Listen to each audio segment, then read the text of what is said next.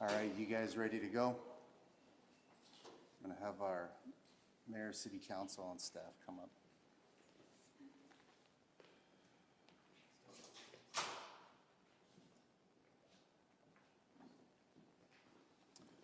All right, my name is Michael Pooley, Pooley, and I am the Chief of Police for the Apache Junction Police Department.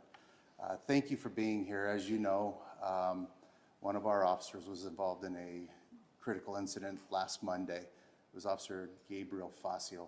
He's been with us for about 4 years as a phenomenal police officer. And today, this afternoon, I'm here to tell you that he passed away and he lost his fight with that tragic injury. I first want to thank everybody for their support in the community. It has been overwhelming for the family and for our entire police department. Officer Facio was a father of 2 children, that one of them, his daughter, is getting ready to get married in August. It's heartbreaking. He has a son who has a child. He's a grandfather as well. He's a loving son and brother, uncle, you name it. But how I know him is Officer Gabriel Facio. And he's from Mexico, and he actually always wanted to be a police officer. So right after he got married 25 years ago, he came to the United States with the whole intention of getting his citizenship to become a police officer. And he made that goal. He started with the Phoenix Police Department in 2020. He graduated from the Phoenix Police Department's Academy in 2020. Many of his recruit colleagues that were in the academy came here over the last week to visit him, and we heard stories about him. And with that, he touched a lot of lives in Phoenix, and then he came out to the city of Apache Junction, where he was a police officer for the last 4 years. He was in patrol. He loved everything about the city of Apache Junction, and he loved, more than anything, putting this uniform on every single day. He just was so proud of it. I went on a ride-along with him about within the last 8 months, and him and I rode, and he was showing me, the job of a patrol officer again. I don't want to be too disconnected, so I go out with my guys, and I'm so glad I went on a ride-along with him, and I'll send you that photo. But during that whole time, all he talked about is how great it was to be out there on the streets of Apache Junction, and how great it was to serve. And he would always tell me just how proud he was to wear this uniform. But the most important thing he was proud of was being a father. When he was taken to the hospital, and the other thing I want to do is I want to thank the hospital staff at Banner Goldfield first. After he was shot in the face. Officers transported him immediately to Banner Goldfield in Apache Junction. When Officer Facio got to the hospital, his heart had stopped. And the medical staff at Banner Goldfield, thank you, they were able to bring him back, and we were able to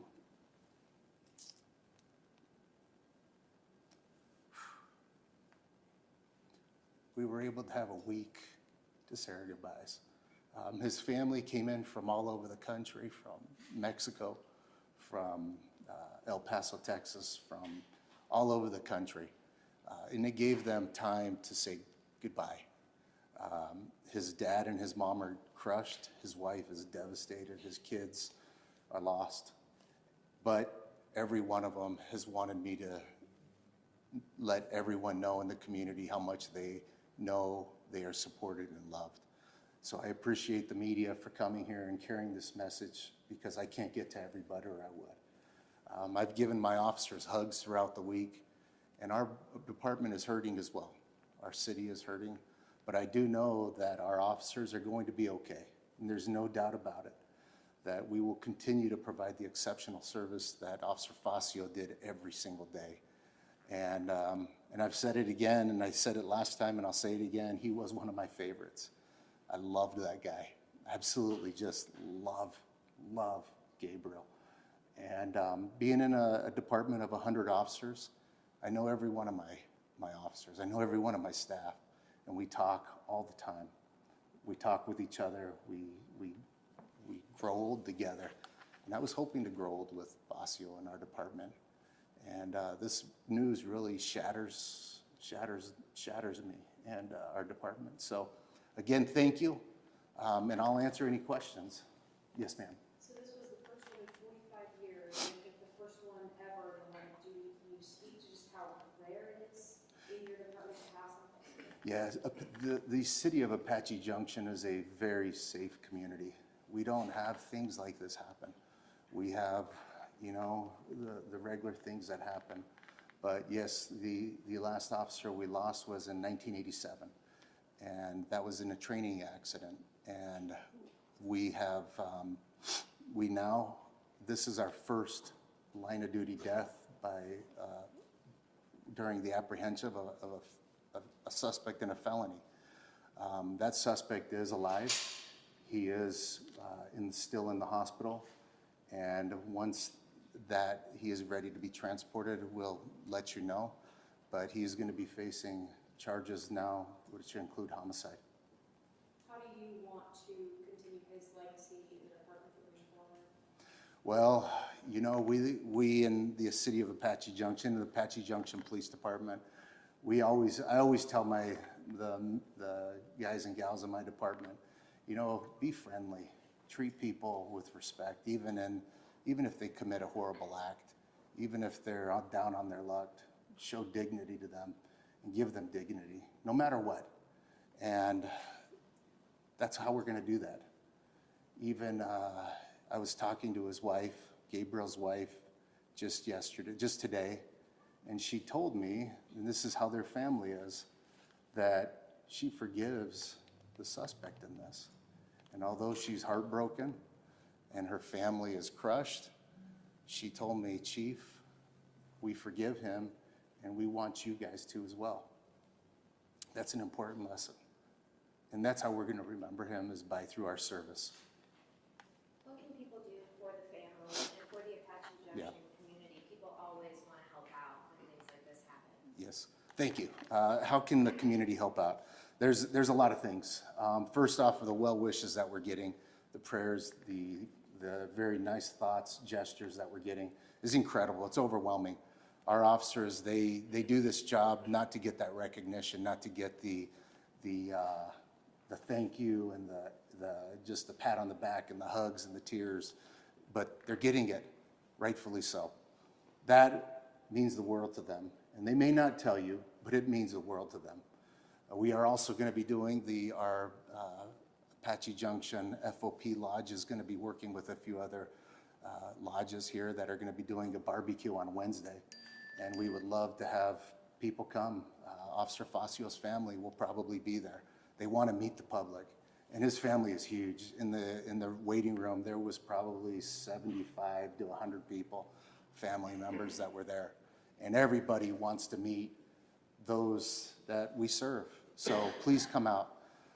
The other thing is we are planning his services for Officer Facio for Monday the 16th, and it will be in Mesa.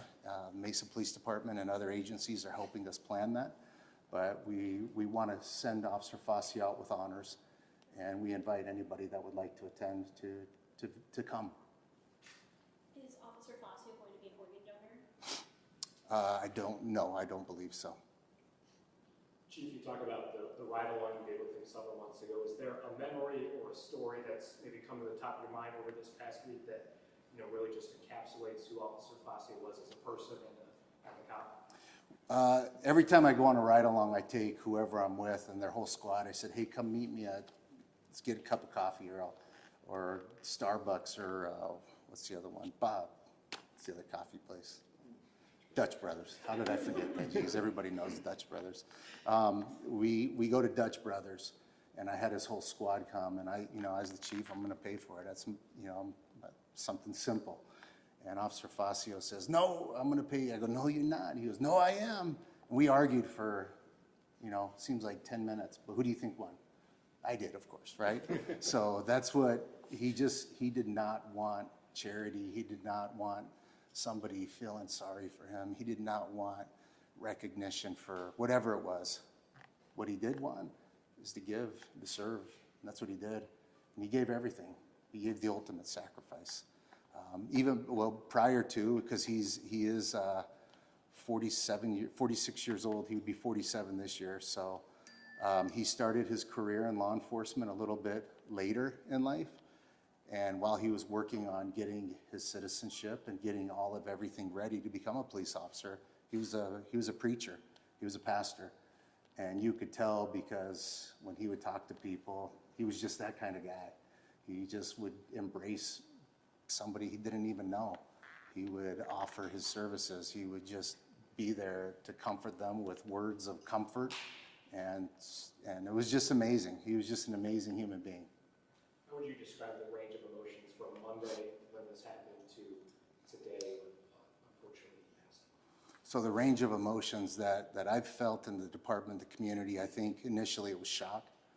You know, I was on a plane to Florida when I got the text message, and I was